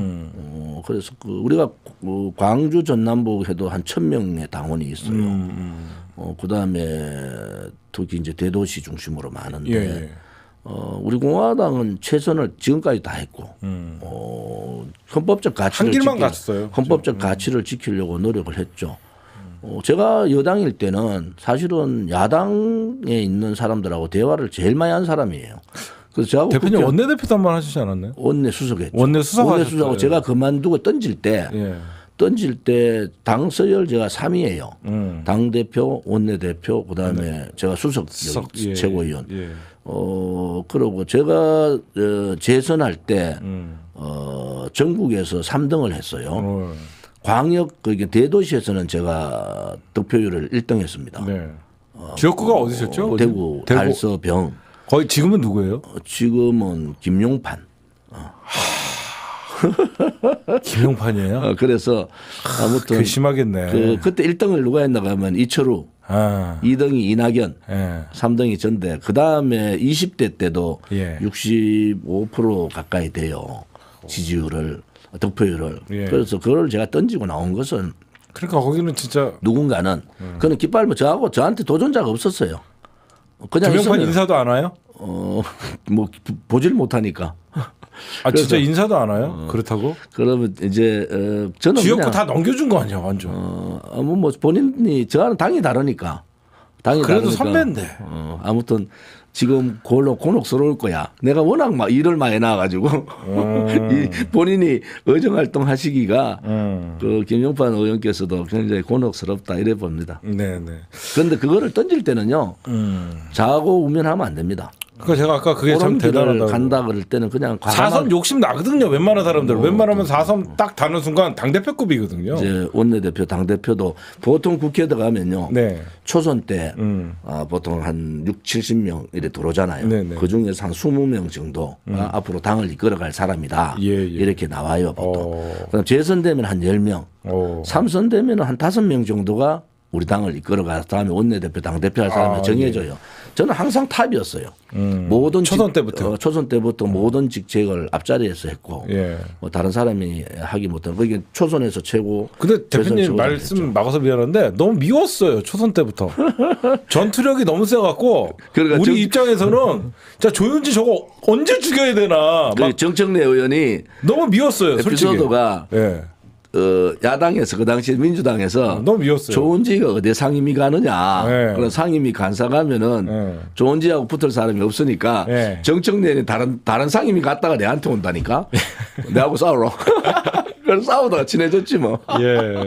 친해지고 알고 있는데 참 어떻게 보면 참 힘든 세월 지났고 많은 거를 내려놓으셨네요. 내려놓고 한 길만 거의 5년 동안 이렇게 오셨는데 지금 아까 말씀하신 것 중에 윤석열이 적폐청산한다는 거에 대해서 우리 대표님 이런 말씀을 하셨어요. 뭐 끌릴 게 없으면 되지 않냐. 근데 그 대상이 윤석열도 어떻게 보면 문재인 정부의 검찰총장이었는데 윤석열이 적폐청산한다는 게 웃긴다는 거예요. 제 말은. 적폐가 적폐를 청산하면 안 되지. 그렇지. 제 말이. 윤석열 자체가 적폐. 적어도 문재인 정부도 분명히 잘못한 거 있으면 심판받아야 되죠. 근데 그 상대가 대상이 윤석열일 수는 없다는 거죠. 조원진이가 뭐 붉은 적폐청산위원회 만들어서 우리 공약에도 나와 있는데 뭐 적폐청산한다 그 얘기는 말이 되는데 네. 윤석열이가 뭐 자기 총장 시켜줬는 대통령에 대해서 뭐 적폐청산하는 건 저는 옳다고 봐요. 아, 저도 뭐 잘못한 거 있으면 짚고 넘어가야죠. 조원진이 볼 때는 그렇죠. 우리 공화당이나 자유파가 볼 때는 둘 다 똑같이 적폐인데 네. 뭘 청산을 하냐. 아, 우리 대표님 볼 때는 윤석열이나 둘다 청산돼야 될 사람들인데 네. 그런 입장이에요. 대표님 제가 갑자기 들은 질문인데요. 박근혜 대통령 언제 마지막으로 어떤 메시지를 받았거나 언제 마지막으로 뵀어요? 유영아 변호사 네, 그분은 정말 고생 많이 하고 있잖아요. 뭐 아무튼 뭐 저나 유영아 변호사나 네. 한 길을 가는데 유영아 변호사만 접견을 하시니까 네, 네. 유영아 변호사 통해서 대통령의 건강 문제라든지 네. 뭐 이런저런 얘기들을 듣고 있습니다. 네.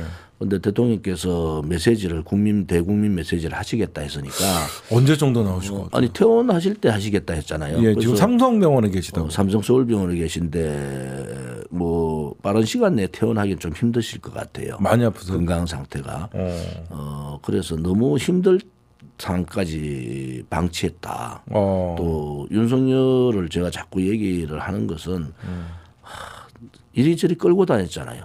전직 대통령을 수갑채워 가지고 하루에 10시간씩 4일간 방어권 보장도 안 해줬잖아요. 네. 그럼 박근혜 대통령은 법치주의라면 법치주의.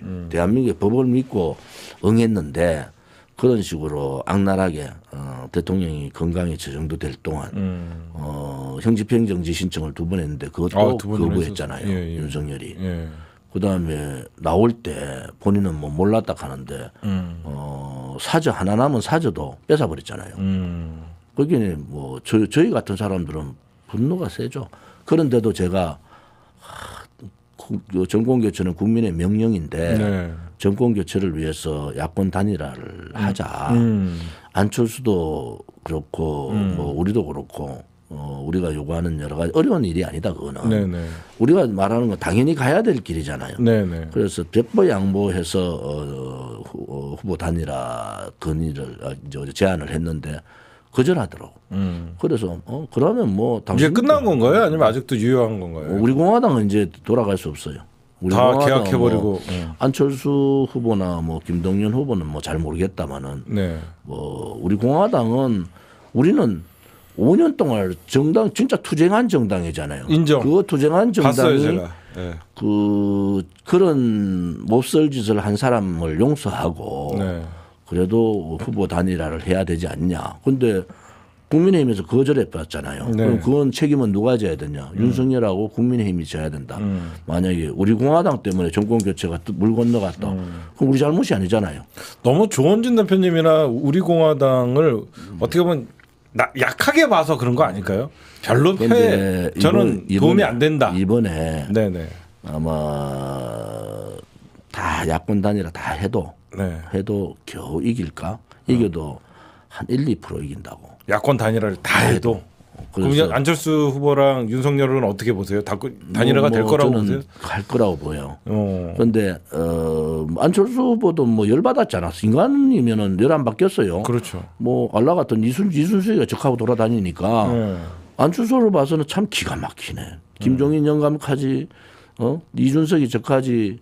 윤석열은 뭐 10분만 하면 끝난다 개사치. 예. 그래서 좀 경솔하다. 예. 특히 보수 정당의 후보나 대표는 절차 과정이 대단히 중요하잖아요. 좌파들하고 좀 다르다고. 네네. 그 절차 과정을 너무 무시하고 이렇게 하는 것은 네. 안 된다. 네네. 그런데 지금 이제 호남이 어떤 여론조사가 뭐 25% 가까이 나오더라고. 네네. 그런데 호남에 있는 분들이 예. 전략적 선택을 지금 하고 있는 것 같아요. 투표 때까지는. 그런데 이제 투표 가까이 한 이틀 정도 되면은 저는 호남이 직결할 거라고 생각합니다. 윤석열 지지가 확 빠져버린다. 또 우리 공화당을 봐서는 뭐 적폐청산 윤석열이 얘기한 거 잘했다고 봐요, 사실은. 그런데 전략적으로는 되게 잘못한 거야. 지금 후보 결집이 안 되는 상황에서 그렇죠. 이재명으로 네네. 좌파들이 갈라서 있잖아요. 민주당 지지자나 중도나. 그런데 어제 발언으로 결집이 확 들어올 겁니다. 무서울 정도로 지금. 그리고 문재인 정권 청와대에서 사과까지 요구했잖아요.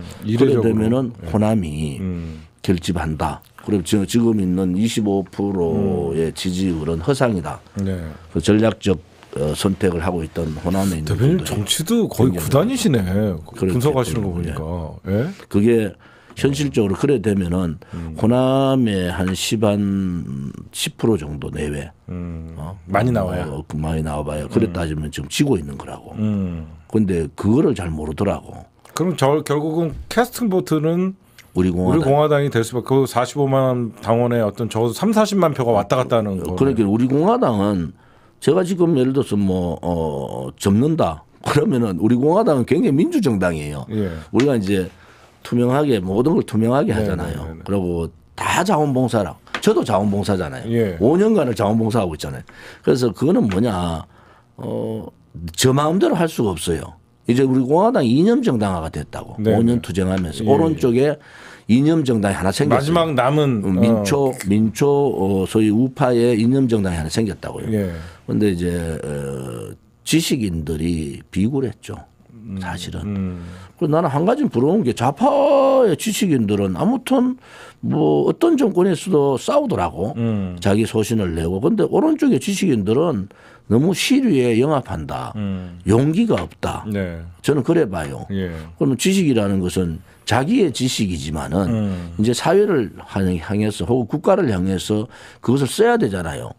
써야 될 때 다 도망가고 지식인들이 굴종하고 고개 숙이고 아이고 나는 우리 아들이 뭐 해야 되고 손자 보니까 뭐 해야 된다 하고 다 그런 핑계를 대잖아요. 예. 그것은 지식인이 아니죠. 그런데 결국은 나라는 어려울 때 네. 민초들이 일어났잖아요. 그렇죠. 임진왜란 때 의병이 있고 6.25 때는 또 학도병들이 있었고 또 연근 또 그 이제 우리가 어려울 때 민초들이 다 독립군이 있었고 그죠. 그렇죠. 예. 그런 식으로 민초들이 일어났는데 그때는 지식인들이 그래도 살아 있었다고.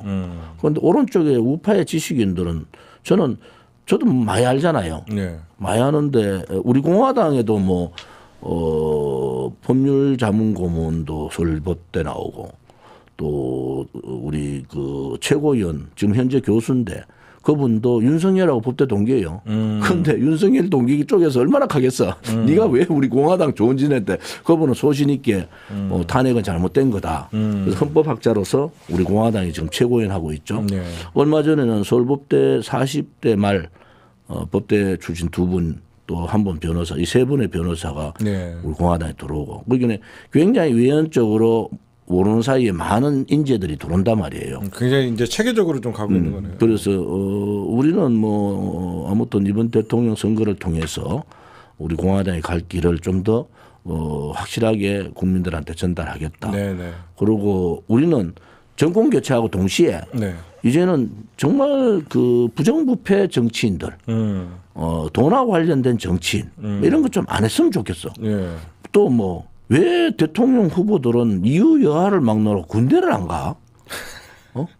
지금 야당이라는 것은 특히 보수 정당은 군을 가야 되잖아요. 네. 이준석도 그렇고 네. 아니 그게 실질적으로 국민들을 분노하게 하는 거야. 이재명 후보도 뭐 안 갔잖아. 어떤 이유든지 간에. 그렇죠. 아무튼 국방의 의무는 남성들이 95%뭐 거의 다 가잖아요. 그럼 저는 단기하사 만기제대 네. 했죠. 우리 아들 4년 6개월 하셨나요, 그럼? 아니 이제 오래됐어요. 우리 그때는 3년 조금 안 했죠. 단기하사. 단기하사. 단풍하사라고 그러는 거예요. 네. 병장 달고 가는 하사. 예, 예. 우리 아들은 저 서울 위쪽에서 육군 일빵빵 102라 하지 유탄 발사. 네. 그 만기제대 했다고. 그래 우리 아들 얘기하면은 그때 추미애 엄마 찬스 할 때 그저 계룡대에서 우리 아들이 꼭 필요한 인재다. 네. 왜냐하면 영어, 중국어, 한국말 네. 다 이렇게 독해하고 할 수 있는 그런 인재를 찾아서 6.25 때 전사자들 유품을 유해 발굴할 계속 때. 발굴하면은 예. 그런 책들이 많이 나와요. 서류가. 네. 그걸 다 해석해야 되니까 예. 찍어가지고 우리 아들한테 면접을 했는데 네. 나중에 아버지가 뭐 하시노 이러다 있겠네. 아버지 옛날에 그 공무원 하셨다고. 거기는 무슨 공무원인데 국회 공무원했다고. 거기는 나중에는 안 되겠더라고. 아드님이 그러면 아버지를 얘기도 안 했군요. 안 했지. 그리고 나중에 뭐 아버지 그러면 뭐 국회의원 했다고 떨어졌다고. 성함이 거기 조원진 조자 원자 진짜를 하대. 패싱 됐었잖아. 거기 아빠 패싱 됐었다니까. 오히려 조원진 아들이라서 부담스럽다고. 좋은데 갈 수 있는데 아무튼 그 부대에서는 다 이제 계룡대 간다. 뭐 차출대가 간다 이래가지고 왔을 거 아닙니까? 전체 인사 카드를 보고 왔는데 조원진이라는 이름 석자 때문에 아들이 패싱 당했지. 그게 추미애 엄마 찬스 그 당시야. 거기는 조원진 아들은 좀 부담스러웠겠지. 그래서 못 갔는데 뭐 제대 잘했어요. 근데 지금 현재 나온 대통령 후보들 중에서 우리 조원진 대표님은 병역 필이다. 근데 뭐 윤석열 후보의 미필은 보니까 좀 이상하더라고요. 부동신대 야구 캐치볼도 잘하고 뭐 당구 500 친다는 소리가 있고. 그거는 뭐 더 이상 뭐 따지고.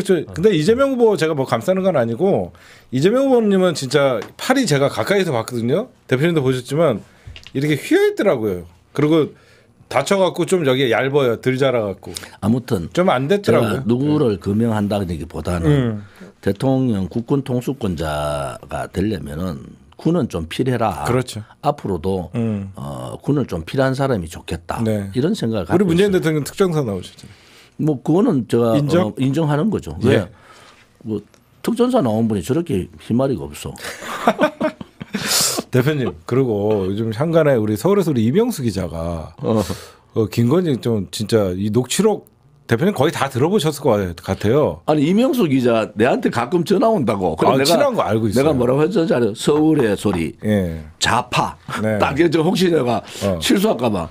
그렇게 입력을 해놨어요? 서울의 소리 좌파. 딱 뜨면은 서울의 소리 좌파. 혹시나 말 또 녹음 나갈까봐. 너 뭐 본인 사실 카더라고. 자기는 기자라서 100% 녹음하는 시스템이 돼 있다고. 그래서 내가 뭐. 이재명 시큰 요가지. 계속 나한테 뭐 김건희 뭐 윤석열 얘기하는데 안 넘어가지 내가. 아니 근데 김건희 이번에는 좀 충격적인 얘기들도 많이 나왔어요. 우리 대표님이 보실 때는 이 대선이 진짜 저희가 개인적으로 볼 때는 무속인들이 주변에 있는 건 참 정치 오래 하셨잖아요, 대표님. 오래 했지. 어떤 결정권에 있어서 그러니까 향가는 이런 소리도 있어요. 박근혜 대통령을 탄핵하는 것도 구속시키는 것도 무당들에게 물어봤을 수도 있다라는 얘기가 있더라고요. 아니 뭐 나는 그런 얘기 들으셨죠, 솔직히. 좀 더 많이 알아요. 제가 볼 때는 우리 대표님 많이 알고 계세요. 뭐 철학 저는 무속인 표현하고 철학하는 분들하고는 좀 다르잖아요. 그렇죠. 철학.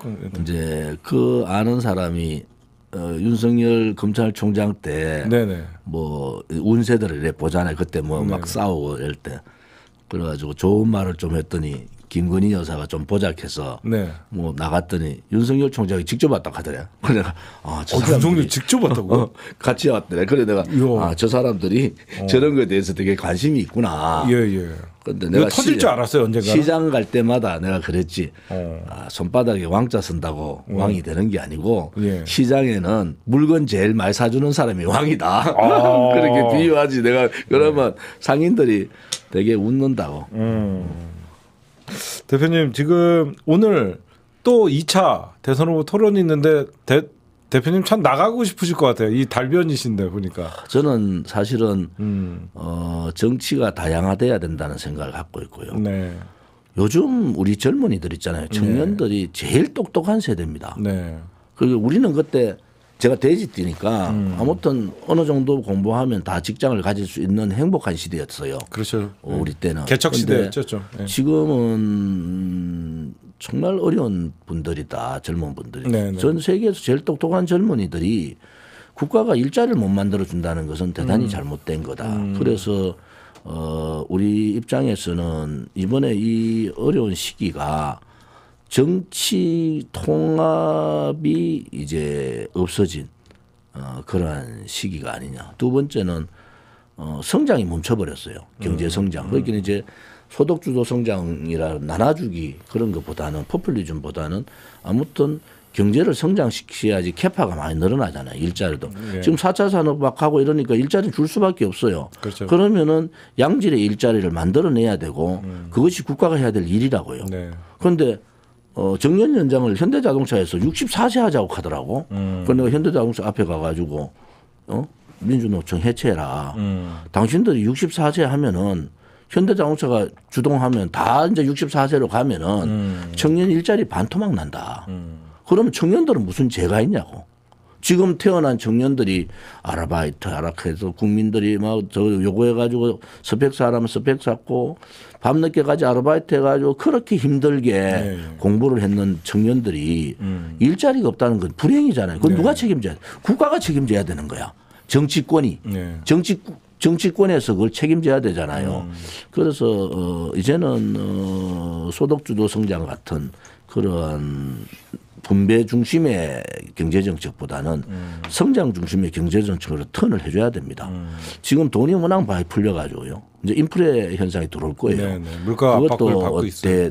대비를 하고 또 청년들의 일자리를 빨리 일자리를 창출해 줘야 되는데 이러한 부분들은요. 국회의원들이 봐봐야자고 그다음에 정부 관료들도 거기에 집중해야 돼요.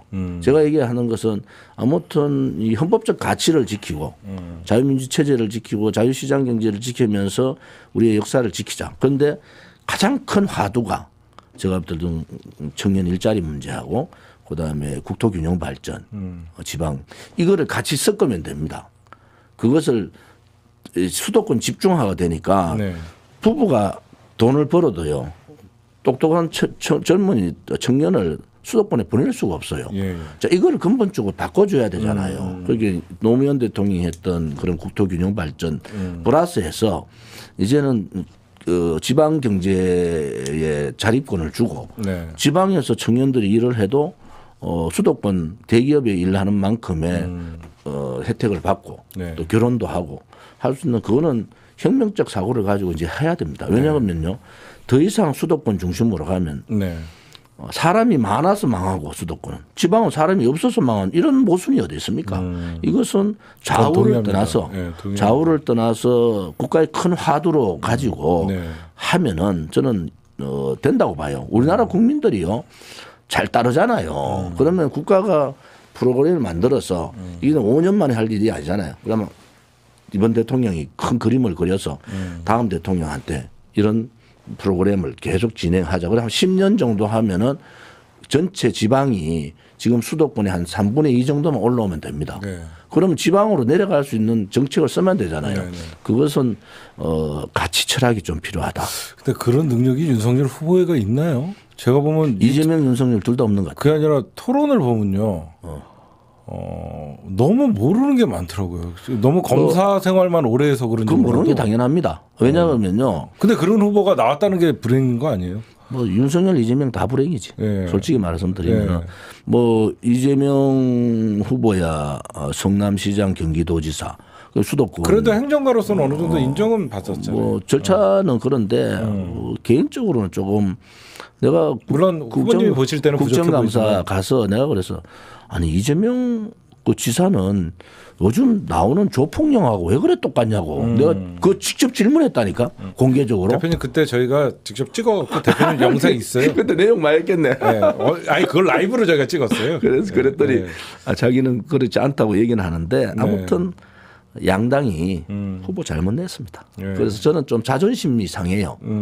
또 국민들도 야 어쩔 수 없이 윤석열, 이재명, 어쩔 수 없이 윤 아니면 이게 무슨 나라냐 싶은 거야. 그래서 이제 국민의 자존심을 너무 건드렸다 두 후보가. 왜냐하면은 개인 문제 또 처가 문제, 아들 문제, 부인 문제 막 터지니까 이번에 만약에 이재명 후보는 좀 운은 있어 파트너 운이. 또 문재인 정권이 운이 있다 하잖아요. 야당 복이 있다고. 저항하지 않는 야당이니까 뭐 얼마나 운이 있어요. 대표님이 많이 괴롭혔잖아요. 뭐 5년 동안 괴롭히셨는데 광화문을.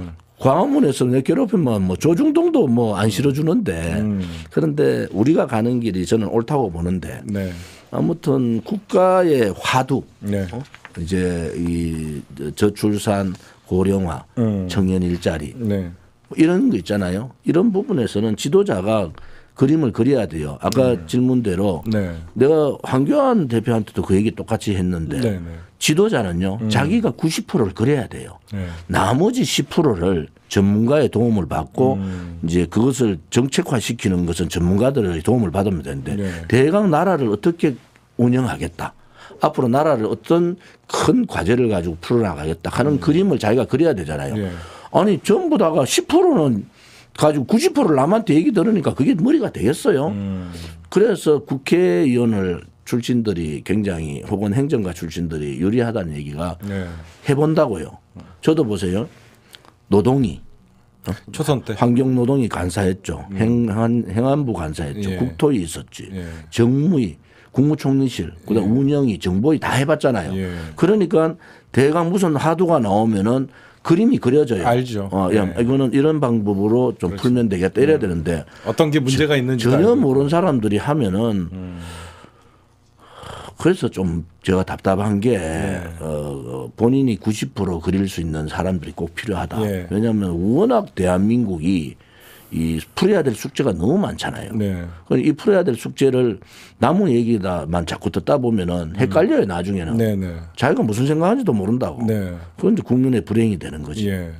우리 대표님 이번에 완주하신다 그러셨는데 목표가 몇 %입니까? 솔직히. 당선이지. 당선인은 우리 지지자들을 위해서 하는 거지만 그래도 지금 예. 현재 예. 제가 여러 번 얘기했는데 좌파 정권이 쉽게 정권 안 내놓습니다.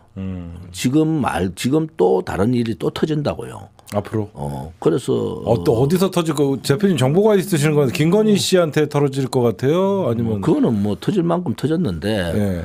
아무튼 그냥 이렇게 예. 쉽게 넘어가지 않는다. 만약에 좌파가 정권 연장을 하겠다 확실하게 생기면은 몰라도 네. 그렇지 않고 뺏기겠다 싶을 때는 어떤 방법을 찾을 거다 이래 봐요. 네. 그래 되면은 사실은 오른쪽에 네. 후보는 나와 있는데 진짜 찍을 후보가 없는 상황이 온다고. 근데 윤석열이 오른쪽 후보는 맞아요? 우리는 아니라 보지. 자기들은 뭐 때 되면은 건국 대통령 사진도 그렇고 뭐 다 내렸다가 다시 올렸다가 저 멋대로 하잖아. 네. 그러니까 그거는 맞지 않아요. 지금 이 보수 정당, 보수 정권이 하루아침에 생긴 게 아니잖아요. 73년의 역사가 있다고. 네네. 그것을 자기들이 선거 때 이용하기 위해서 자꾸 바꾸는 것 자체도 잘못된 거고 네. 보수라는 보수라는 게 나쁜 게 아니잖아요. 네. 뭔가 중심적인 국가의 가치, 그다음에 정체성, 또 헌법의 전문에 나오는 그러한 부분들을 지키는 거잖아요. 네. 그런 부분은 나쁘다고 보면 안 되고 그것을 얼마나 잘 지키면서 새로운 것을 만들어 가느냐 또 개혁적으로 가느냐. 그런데 국회에 있을 때 제가 가장 개혁적인 사람이에요. 지금 그 당시에 야당 민주당 사람들한테 물어보면은 조원진 의원은 상당히 개혁적인 사람. 저는 그 당시에도요. 우리 당 내에서도 쓴소리 제일 많이 한 사람이에요.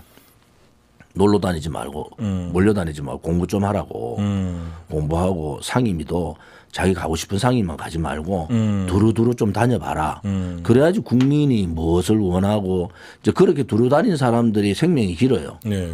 그럼 뭐 꼭 국토위만 갈락하는 사람들 있잖아요. 자기 냄새 지역구 나잖아. 챙겨주는. 냄새가 난다고. 네. 뭐 지역구 그거 아니라도 저는 뭐 지역구 엄청나게 챙겼어요. 예. 그런데 그거는 공부를 하면 보여요. 공부는 제가 공무원 연금 개혁할 때 저는 과장급이 아니죠. 그 밑에 급하고 공부했어요. 공부. 제 방에서 알아야지 무슨 뭐 간사를 할 거 아닙니까? 예, 예. 그런데 아무튼 요거도 먹는 짓은 다 했어. 세월호 특위 간사했죠. 공무원 연금 개혁. 그때 너무 미웠어요. 대표님. 세월호 특위 간사할 때. 이명박 정부 때 노동개혁 했잖아. 노동개혁. 예. 그러니까 이명박 정부의 가장 잘된 개혁이 노동개혁이다. 그다음에 박근혜 정부의 가장 잘된 개혁이 공무원 연금 개혁이다. 네네. 그런데 다 겁나서 못해요. 네. 표하고 연결되니까. 그거를 제가 두 정부의 개혁을 제가 했잖아요. 네. 뭐 그 정도 같으면은 대통령 할 만하지. 저는 솔직히 한 5시간만 후보들 원고 없이 딱 정책에 대해서 정치, 외교, 안보, 국방부터 시작해 다 경제부터 해서 나눠놓고 한번 얘기를 해보자. 네. 이제 A4 시대가 지나가야 되잖아. 뭐 지금도 A4 시대 되면 국민들은 저 달나라가 있다니까 우주에 가 있는데 여기 지하에서 계속 헤매면 되겠냐고. 네. 그게 대한민국답지 않아요. 예. 선진국의 나라에 에포들 걸린 정치인들이 있어요. 지금 선진국가 중에서 3, 40대. 네. 3, 40대 대통령이 3분의 1입니다. 3, 40대 네. 대통령. 우리가 계속 미국하고 일본만 보는데 그렇지 않습니다. 네, 네. 외국에 우리가 프랑스도 빼야 그렇고. 될 선진국들의 네, 네. 3, 40대가 3분의 1이 넘어요. 그러면 일본이나 미국만 자꾸 연로한 정치인들이 있지 나머지 나라에 유럽에 한번 가보세요. 다 3, 40대가 하잖아요. 우리도 한번 변혁을 하자. 근데 이준석이 보니까 결코 좋은 사람들이 정치 잘하는 것 같지는 않아요. 또 제가 보니까 대표님. 그거는 뭐 얼굴은 젊은데 네. 생각은 영감이야. 김종인 영감님하고 자주 다녀서 그런가? 대표님 아까 말씀 중에 그 어떤 정년 연장 64세 말씀하실 때 제가 무슨 생각이 들었냐면 많은 사람들이 생각할 때 우리 공화당 하면 당원들이 되게 나이가 많지 않냐 이렇게 생각하는데 평균 연령이 높긴 높나요 거기 당원들이? 우리가 60대 이상 60대 이하 네. 반반이에요. 6대 이상이랑 6대 이하. 그래서 제가 이제 이렇게 아무래도 다른 정당보다 연령이 높은 건 사실 좀 높죠. 그런데 우리가 정년 연장을 반대하는 것은 그러니까 그거에 대해서 청년 일자리를 만들어 놓고 해야 돼요. 왜냐하면은 지난번 그 성과급 폐지가 민주노총의 제일 요구사항이잖아요. 네네네. 문재인 정권 들어서 3개월 만에 성과급 폐지했습니다. 네. 그러면서 청년 일자리가 반토막이 나니까 공무원 17만 8천 명 늘린다 그랬어요. 네네. 대한민국의 공무원은요. 독일이나 일본 우리가 비슷하게 봤을 때 독일에 일본에 비해서 인구 비율적으로 적지 않습니다. 우리가 얘기한 것은 소방, 그다음에 일성 국민 안전에 관한 공무원들을 더 늘려라. 뭐 그래만 늘려고 그거는 순차적으로 늘리고 하잖아요. 네네. 그런데 공무원 17만 8천 명 늘리면은 330조 들어갑니다. 이것은 대단히 잘못된 거다. 그래서 성과급 폐지에다가 정년 연장하고 또 정년 연장을 2년 더 하면은 청년 일자리를 보장을 하고 해야 된다. 예. 그렇지 않으면 힘들다. 그러면 청년들이 모든 짐을 제가 그러죠. 가장 우리나라에 똑똑한 제일 똑똑한 세대가 지금 청년 세대예요. 그런데 그 청년들한테 일자리를 못 준다는 것은 제약입니다. 근데 대표님 이런 생각도 하죠. 요즘 60대 노인 소리 못 듣잖아요. 100세 시대, 100세 시대라고 생각해서 많은 사람들이 60대면 좀 일할 수 있는 그러면 60대 이후 너무 노년기가 길지 않을까요? 우리가 개발 시대에 급속 성장을 하기 위해서는 그룹이 필요했어요. 재벌이. 지금은 대만형을 따라가야 돼요. 대만. 네. 자영업 중심, 그렇죠. 중소기업 중심. 그래야지 일자리가 늘어나잖아요. 그렇죠. 그리고 우리가 이제 그 대기업들, 삼성과 같은 대기업이 한 10개 정도를 가지고 나머지는 대기업하고 중소기업 소위 하고 매칭을 시켜가지고 이 자영업을 늘려야 돼요. 그래야지 정년을 중산층이 맞지 않고. 중산층이 이렇게 항아리형이 돼야 된다는 게 중산층이 항아리형이 되면은 정년 62세 하더라도 그 다음에 10년 정도는 다 할 수 있는 그게 될 거예요. 그래서 그런데 집중적으로 자영업이 대표님 쉽지가 않잖아요. 아니 내가 말한 자영업은 그런 자영업이 아니고 뭐 식당하고 이런 게 아니고 우리 이제 대한민국 사람들의 장점이 많은 사람 나라예요. 자기의 경력을 살려서 그래서 대기업에 있던 사람들이 할 수 있는 거를 만들어줘야 됩니다. 국가가. 대기업하고 연계된 무슨 예를 들어서 뭐 수출 전선이라든지 뭐 이런 부분들을 구조를 경제 구조를 한번 뒤집어야 돼요. 대표님 제가 이해한 게 맞는지 대기업에서 만약에 한 60살까지 근무를 했어요. 근데 이 사람은 그 좋은 대기업들은 젊은 층들에게 다시 물려주고 좀 중소기업 가갖고 일하면 되지 않냐. 자기의 인력. 그렇지. 그러면 이제 그런 시스템을 대기업 상품은 중소기업 상품. 그렇죠. 네임은 대기업 레벨을 그렇죠. 달고 그게 대기업하고 중소기업이 상생하는 방법으로 가야 된다. 지금은 착취하잖아요. 대기업 1차 밴드, 2차 밴드, 3차 밴드 혹은 하청업체를 착취하는 구조를 이제 깨자. 네. 그것은 이제 우리가 가야 될 길이고 이게 전반적인 그러한 구조적인 것을 한번 바꿀 때가 되는 거예요. 지금은 그게 이제 혁명적 사고를 가지고 설득을 하면 됩니다. 네. 강압적으로 하면 안 돼요. 설득을 하면은 대표님 제가 설득당하고 있어요. 기업이나 국민들이 다 제가 설득당하고 있고 많은 분들이 조원진 생각보다 똑똑하다. 제가 원전 문제를 예. 고민을 옛날부터 했어요. 예. 자, 우리나라 원전이 블루옵션이다. 네. 그중에서 블루옵션의 가장 큰 게 원전인데 한 UA 정도 되면 25조 운영까지 하면은 25조인데 5년에 한 10개는 수출해야 된다. 10개를. 그래서 저는 이래 보는 거예요. 원전학과나 기초과학학과 있잖아요. 여기는 100% 장학생을 장학금을 줘야 100%. 되고 원전은 기술, 건설, 운영 세 개의 핵심 기술자들이 있어요. 이것은 국가가 보험제도로 보호를 해줘야 돼요. 지금 이 사람들이요. 원전 저 폐기 이렇게 들어가니까 탈원전 들어가니까 다른 나라 다 갚았어요. 엄청난 손실이잖아요. 네. 그러기에 지금은 이제 탄소 중립도 원전이 들어가도록 이제 유럽에서 했단 말이에요. 네. 그러면 우리가 아리백을 모르던데요, 윤석열은? 아리백 자체를 모르겠지. 왜냐하면 그런 데 대해서 고민이 없지. 그래 이제 원전하고 반대되는 개념이라 보면 돼요. 네. 새로운 재생산업을 자원들을 가지고 이제 전기나 이런 게 쓰겠다 이런 거잖아요. 그러니까 거기에 원전이 포함되냐 안 되냐 갖고도 유럽에서도 굉장히 유럽이 이제 원전이 포함됐잖아요. 되는 바람에 이제 우리나라도 이제 그거 이제 역사적으로 좀 그런 게 있으니까 독일이 안 할 뿐이지 다른 나라는 다 한단 말이에요. 그러면 가장 좋은 기술을 가지고 있고 미래 산업인데 전 세계가 이제 원전으로 간다고요. 그러면은 저는 뭐 원전에 대한 부분을 잘 하면은 삼성전자 하나를 몇 개를 더 가지는 데가 똑같다 이래 보는 거예요. 그러니까 10개를 우리가 수출하면은 5년 내에 그 제가 그 10조 정도를 투자를 하면은 10기를 준비하는 건 된다. 그러면은 250조잖아요. 우리 전체 예산이 지금 600조 넘었는데 전체 예산의 한 40% 정도가 5년 내에 들어올 수 있어요. 1년 예산에. 그 정도 같으면은 그게 이제 국민들한테 일자리로 주는 거잖아요. 일자리. 그래서 우리가 할 수 있는 지도자는 아무튼 그림을 좀 그려야 돼요. 대한민국을 어떤 방향으로 갈 거냐. 대한민국을 어떤 나라로 갈 거냐. 또 대한민국이 중산층이 조금 이렇게 항아리식으로 커지는 방법을 어떻게 만들 거냐. 그것이 국가가 해야 될 일이에요. 그런 부분은 국가가 나서서 자꾸 만들어내는 거. 그게 이제 정부가 과도한 개입을 하면은 기업이 안 되잖아요. 그래서 그러한 자유시장 경제에 맞는 시장의 원리에 따라서 하면은 일자리가 많이 늘어날 수 있다. 또 뭐 젊은 사람들 전 세계에 붙이면 우리나라 이겨요. 어디나 내놔도. 그 정도로 똑똑한 민족이니까 지도자만 제대로 된 지도자를 만나면은 나라가 바뀔 수 있다. 그다음에 일자리도 만들 수 있다. 그러면은 내가 애를 갖는데 지금 7포, 9포 세대까지 갔다고. 9포. 포기 젊은 사람들이 9포를 가치까지 포기하겠다는 거 아니야 지금. 그래서 그건 안 된다.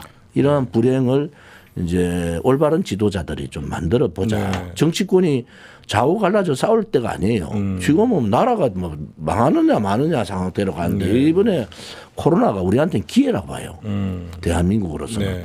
그래서 이 기회를 제대로 가면은 나라가 한번 제2의 도약이 될 가능성이 있다. 이래 보는 거죠. 우리 대표님 뭐 경제적인 철학 뭐 많이 들었습니다. 뭐 물론 제가 반론할 것도 있었어요. 근데 오늘은 우리 대표님 어떻게 보면 대선 출정식에 버금가는 뭐 정치 경제 사회문에 골고루 말씀을 좀 저희가 다 잘 들었습니다.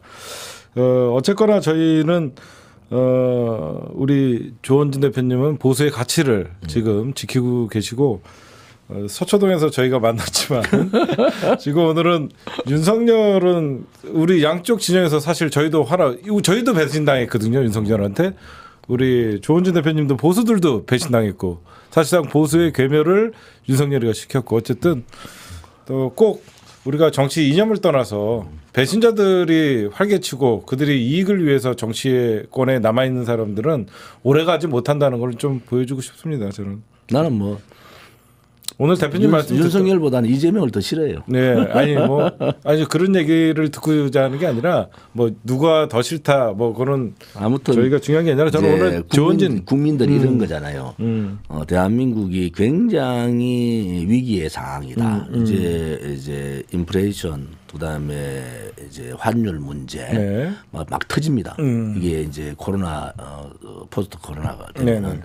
여기에 대비를 잘하면은 진짜 대한민국이 7대 강국으로 갈 수 있어요. 네. 여기 지금의 5년의 지도자는 굉장히 현명해야 돼요. 네. 그러고 그림을 그려서 밀어붙일 때는 밀어붙이고 또 국민들 동의를 구할 때는 동의 구하고 정치권하고 계속 저는 뭐 여당할 때도 야당하고 계속 대화했거든요. 네.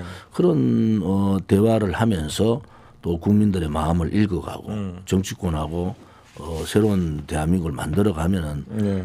저는 대한민국이 제2의 도약의 시대가 된다. 그게 되면은 이제 7대 강국으로 들어가는 겁니다. 네. 좀 희망을 가져야지.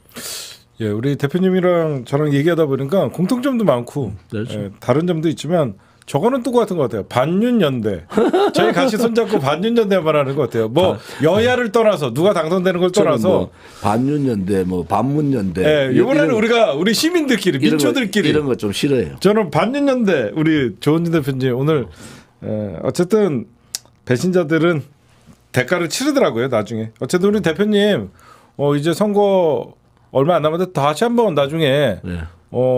그렇죠. 뭐 불러주세요. 언제든지 한 번씩 나와갖고 이슈가 많이 있을 때 우리 대표님도 많이 꼭 완주하시고요. 네. 꼭 우리 아마 완주 못하면 공화당 지지자들이 가만두지 않을 것 같아요. 우리 당원들이 좋은지 그만두라 할 거야. 예, 제가 볼 때는 그랬어요. 나중에 마지막으로 우리 박근혜 대통령께서 메시지가 지금 뭐 나온다고 하는데 아까 퇴원하시면 뭐 한다는데 박근혜 대통령의 대충 지금 뭐 심정은 어떤지 좀 들어볼 수 있을까요? 좀 우리가 뭐 대통령께서 말씀하시는 데 대해서 제가 뭐 이런저런 사족을 다는 건 옳지 않고요. 많이 화가 나 계세요? 아니면 좀 많이 여러 가지 내려놓으시는 고민을 하시고 있다. 저는 그게 이제 느껴지거든요. 국민들한테 여러 가지로 말씀하실 것도 많고 또 아무튼 지도자로서 국민들한테 많은 아픔을 준 것도 맞잖아요. 물론 그게 이제 불법 불의에 의해서 그래 됐다 하지만은. 네. 그래서 대통령께서 진솔한 말씀을 하실 거다. 그것이 정치적인 메시지를 어떻게 담을 거냐 말 거냐는 그분께서 대통령의 뜻이겠다. 만약에 그 메시지가 만약에 어떻게 정치적인 메시지가 담기면 파장도 있을 수 있겠네요. 거기에 만약에 우리 공화당의 조은진 대표만큼은 저를 지켰습니다. 이 말 한마디는 조은진 대표님이 가장 듣고 싶어하는 말이 아닐까. 뭐 자유우파 국민들이 그동안 박근혜 대통령의 죄가 없다는 것을 저희들은 뭐 정말 처절하게 투쟁하고 싸웠잖아요. 그 과정에서 돌아가신 분도 많아요. 네. 그래서 제가 내용을 다 알기 때문에 네. 함부로 네. 행동을 못 합니다. 대표님이 어떻게 방송을 하다 보니까 이 시간이 원래 1시간이었는데 시청자가 줄지가 않아요. 시청자가 15,000만 뭐 여기까지 나중에 보면 몇십만 이게 볼 것 같은데 어쨌든 저희가 처음 시도했습니다. 극과 극 좌우 합작 방송. 어쨌든 대표님 괜찮습니다. 오늘 좋은 말씀 감사드리고요. 네. 우리 똑같은 대한민국 사랑하는 국민들이고 윤석열 싫어하는 거는 공통이 아닌가 생각합니다. 일단은 어떤 관점은 다르지만 우리 나머지 우리 좌우 합작 방송 진보와 보수 다 보고 있는데 중도도 보고 있습니다. 우리 대표님 한 말씀 해주시고 오늘 방송 마치도록 하겠습니다. 그 사상의 개념은 서로 다를 수가 있어요. 네, 이념은 서로 다를 수가 있는데 하나 다 대한민국 국민이다. 그리고 대한민국의 현재 미래를 걱정하는 분들 아닙니까? 네. 국민들께서 이제 정당 보고 가는 시기는 끝났어요. 네. 인물 보고도 가지 마라. 네. 그러면은 다양한 국민들의 목소리가 정치권에 전달이 돼야 되려면은 우리 공화당 같은 정당이 있어야 됩니다. 예. 뭐 왼쪽에 정의당이 있으면 오른쪽에는 우리 공화당이 있다. 네. 그것을 저희들은 바라고 있고 네. 국민들께서 현명한 판단을 하시리라. 네. 그렇게 믿고 조은진은 끝까지 갑니다. 대표님 오늘 어떻게 보면 대표님들이 늘 불렀던 좌파 빨기 방송에 들어와갖고 네, 저를 만나봤는데 생각보다 다르죠. 잘생겼네. 그런 걸 떠나서 저희 예의도 되게 바르고 그렇죠. 느낌 뭐 어떠셨어요? 보니까 예. 여기가 국계본인가? 개국본이요. 개국본인가? 예. 개국본은 빨간데 그 약간 새빨갛잖아. 네. 그런데 우리는 뭐 네. 아무튼 제가 이게 이제 우리 단바 색깔은 무슨 의미예요? 이거는 이제 희망. 이게 녹색? 새싹이잖아. 새싹 색깔인데 부활, 희망. 뭐 국민의당인 줄 알았어요. 아까 국민의당은 녹색이랑 비슷해요. 국민의당은 주황색이 주황색. 아 바꿨구나 걔네가. 처음에. 주황색. 우리는 이제 이 색깔을 당색으로 정한 것이 예. 국민들에게 희망을 드리자. 예. 그리고 제2의 대한민국을 부활시키자. 네. 또 박근혜 대통령이 또 지도자로서 부활되는 그날 또 대한민국다운 대한민국이 안 되느냐 그런 생각을 갖고 있습니다. 네, 그래도 색깔 우리 괜찮죠. 네, 산뜻하고 뭐 앞으로 이제 선거가 봄에 치러지니까 네, 좋아 보이고 어쨌든 우리 문재인 대통령이 박근혜 대통령 사면한 것도 저도 찬성을 했던 사람이고요. 박근혜 대통령 빨리 건강 회복하시고 다시 우리 공화당 우리 당원들에게 좋은 말씀 해주시길 바랍니다. 우리 1호 당원으로 모시려고 1호 당원으로 또 대기하고 있습니다. 난리 나겠네요 또. 예, 그 다 언젠가는 우리 조원진 대표님이 그래도 가치는 인정받지 않을까 생각합니다. 고맙습니다. 오늘 출연해 주셔서 대표님 고맙습니다. 감사합니다. 고맙습니다.